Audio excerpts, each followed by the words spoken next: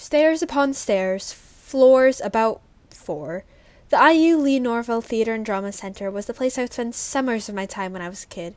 It's barely older than I am, being created in 2002. 4 years older than me, to be exact. Yet it has over 100 years of history. Starting in 1887 with the IU Shakespeare Club. It took a long time for IU to have its own theater center, but just imagine spending 100 years worth of development just for some 10-year-old to wander around and read comics on the stairs. The theater department was meant for students and the teachers and traveling shows.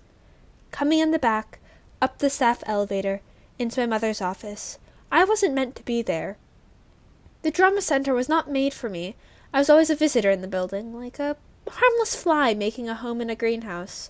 While it wasn't terrible I was there, I certainly wasn't invited. Yet, what else was a bored child to do?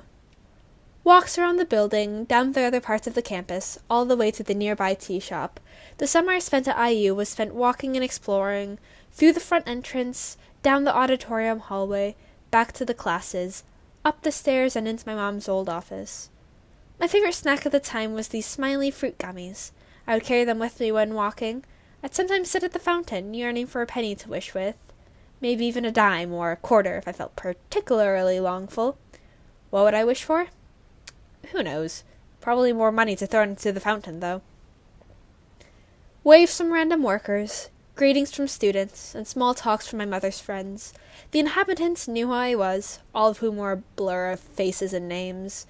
Mr. Rubin, Miss Linda, other people, all talking to me. I tell them my mom is up in her office if they need her, my little notebook in hand.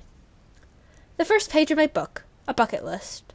The only thing I got done from that list was trying boba tea. My mom gave me a $10 bill to walk over to the tea shop with, and when I got there, I stood there, nervously, before buying myself the drink. Once I got home, I quickly gave it away to my sisters, who liked it more than I did, the tapioca not being my favorite. Chairs in auditoriums, shows on stage. When we were all there, my sisters, my mom, and me, we watched the musicals and the plays, Into the Woods, Midsummer Night Dream, Your Good Man Charlie Brown, and the 25th Annual Putnam County Spelling Bee. The last thing I've seen at the theater was Joseph in the Amazing Technicolor Dreamcoat. It's been a few years since last summer. IU itself has noticed. The handles now have locks, alarms will soon sound, I'm sure. Doors forever closed to 10-year-old children who want to explore. The center, hurt that I haven't visited it, has closed itself off. But then again, maybe I have as well. Time grew old. Walls, locks, and one-way doors put up.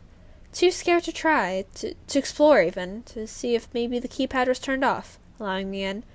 Or maybe the keypads were a challenge, urging me to try again and continue down familiar paths. Maybe the police will come back to take me even further away, and I would rather not have to explain, "The lock was challenging me, Your Honor." The drama center was never mine. It was like a summer home at best. A place to spend long days, to read dumb comics at, and to listen to musicals on repeat while walking through the park. But it was close to mine. Mine adjacent. And I don't think I would change that summer for the world.